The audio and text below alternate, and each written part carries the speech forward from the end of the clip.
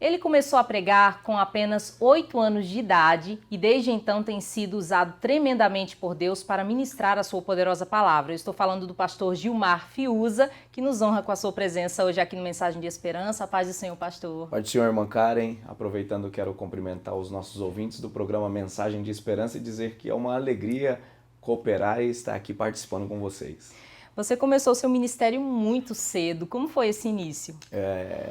Algo meio inusitado. Deus olhou e, com graça, me escolheu aos 8 anos de idade e me chamou para fazer parte desse seleto grupo de pregador da palavra do Senhor e manter aí o cuidado da sã doutrina e levando o evangelho para todas as nações.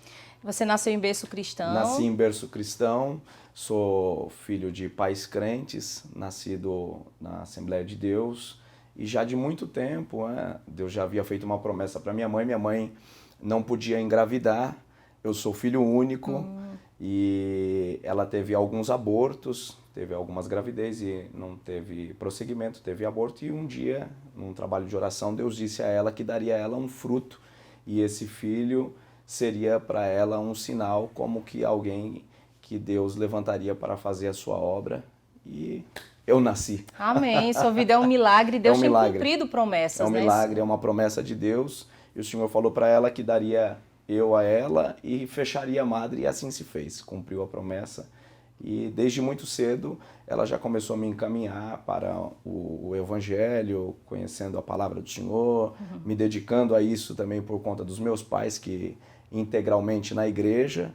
E desde cedo, a partir dos 8 anos, essa chamada de Deus se despertou na minha vida. E essa base cristã foi essencial, né? É essencial, né, para uma vida, para uma família, o Evangelho através da palavra de Deus. E a partir de então foi me dando uma base, consolidando, e escola dominical, EBF, trabalho de férias, retiro com crianças, congressos infantis, e aquele regozijo, aquele gozo espiritual foi tomando conta do meu coração, eu mesmo sem entender, porque criança a gente acaba não entendendo, mas eu já tomava um prazer que eu nem mesmo tinha dimensão e cheguei aqui. Hoje o seu ministério é itinerante, mas já houve um tempo em que você pastoreou a igreja. Sim, já fui pastor, dirigente de uma das nossas congregações em São Paulo, eu sou de São Paulo, da Assembleia de Deus do Ministério do Belém, e já pastoreei, tive a oportunidade de pastorear uma de nossas congregações na capital, mas dado a exiguidade do tempo, a correria, e aí você opta por fazer ou bem uma coisa ou bem outra. Né?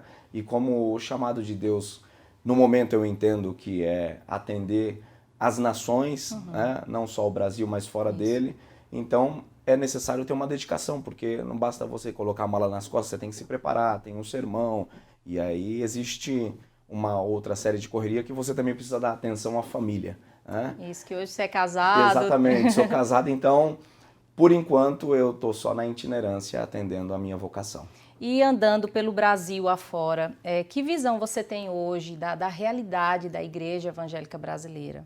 A Igreja Brasileira, eu sempre digo que passa por uma das suas maiores crises nesse momento em que nós estamos vivendo. Alguns acreditam que a igreja passa por um avivamento. Eu acredito que não. Nós já fomos mais zelosos e fervorosos no tocante à doutrina da palavra, o cuidado com a sã doutrina, com os ensinamentos de Jesus, até porque a igreja sofre as investidas do neopentecostalismo e também das propostas do misticismo que vem entrando dentro do evangelho com a teologia da prosperidade, né, que tem infiltrado no nosso meio de uma maneira sorrateira e carregado algumas pessoas, e isso tem se perdido alguns valores. Mas andando por esse Brasil afora, eu tenho percebido que Deus tem despertado uma chama no coração de pessoas que, mesmo a um sistema distorcido, corrompido, de pessoas que se perderam nos valores, ainda existem muitas pessoas, não só em São Paulo, mas em todo o Brasil e fora dele, que estão ávidas por um avivamento e para uma mudança de Deus, para que retornemos à leitura, à essência da Escritura e que a palavra de Deus ela tome grande proporção para que haja um maior número de salvação de almas de consciência, né, do Evangelho de Cristo, não por aquilo que Cristo pode nos dar, porque Ele já nos deu, que é a vida eterna, não é? Mas pela alegria da salvação e ser chamado Filho de Deus.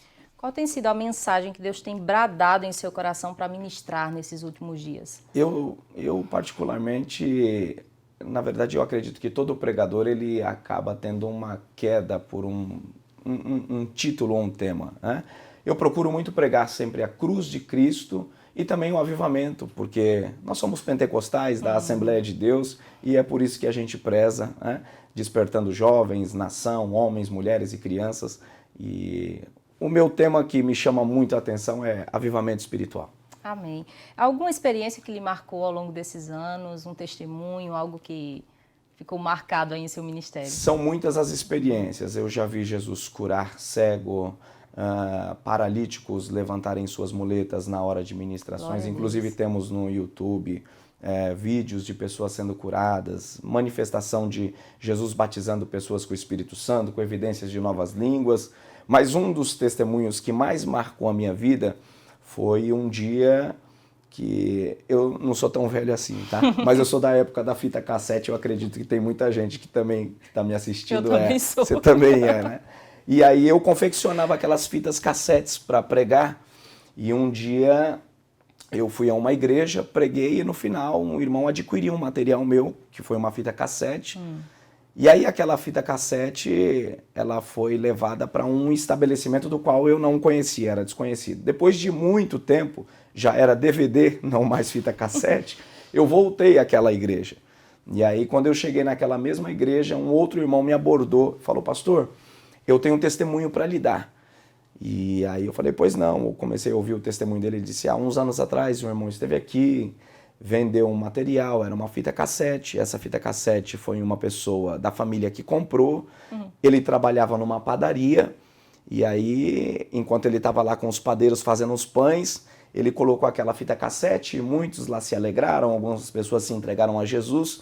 E dentre aqueles lá, um deles tinha um parente que estava preso na penitenciária de São Paulo, no Carandiru. Na época ainda estava aberto. Hoje essa casa de detenção não funciona mais, está desativada.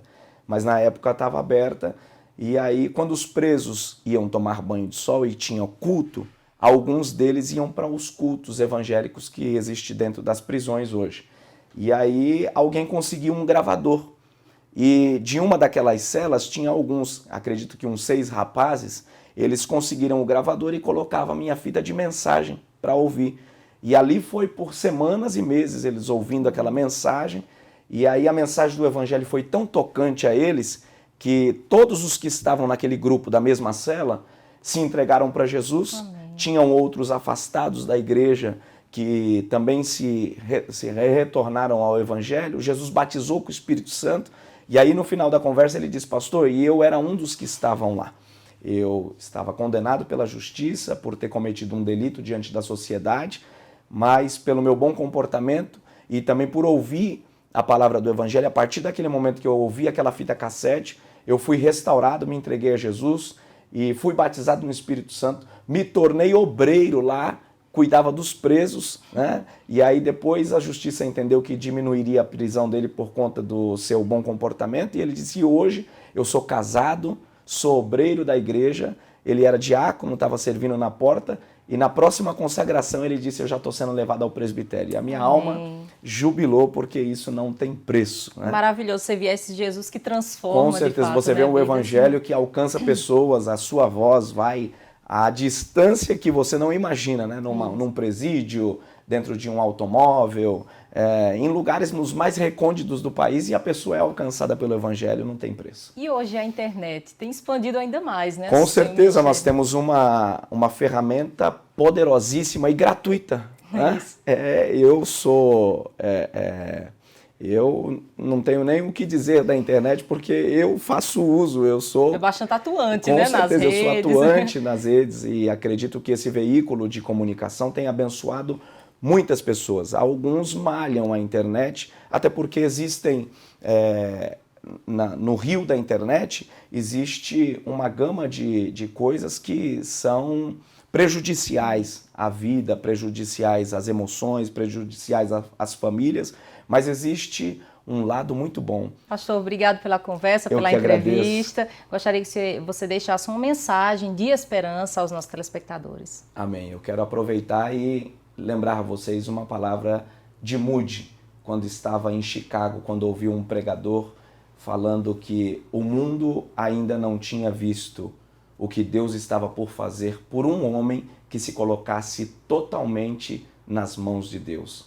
E após ele ter ouvido essa mensagem, ele foi para sua casa, dobrou seus joelhos e orou incessantemente, de tal maneira que revolucionou a sua época, revolucionou a sua história e foi um dos maiores ganhadores de almas dos Estados Unidos. E quem sabe eu estou falando a alguém que está me ouvindo, me assistindo, desanimado, desalentado e querendo parar, não acreditando mais na chamada e nem na sua vocação, mas faça como disse Paulo, eu de bom grato me gastarei e me deixarei gastar pelas vossas vidas. Nenhum trabalho no Senhor é vão. Então, se você tem uma chamada, seja ela para cantar, orar, pregar, evangelizar, jejuar, visitar, cuidar, faça-o, porque você vai colher os frutos do seu precioso trabalho. Deus te chamou, não pare, levante a sua cabeça, é hora de erguer os olhos para o alto, porque a nossa redenção está mais próxima do que quando aceitamos a fé. Deus te abençoe, quero deixar o meu abraço e posso deixar o meu endereço aqui na internet? Sim, com certeza. Se você quiser nos acompanhar, pode nos seguir pelo Instagram PR Gilmar Fiuza, também pelo Facebook pr.gilmarfiuza. Um grande abraço e eu vou deixar o meu slogan. O nosso site é www.gilmarfiuza.com.br e eu tenho um slogan que a gente utiliza na internet que todo mundo tem a sua hashtag. Vem comigo no Glória. Deus te abençoe, sucesso e um abraço.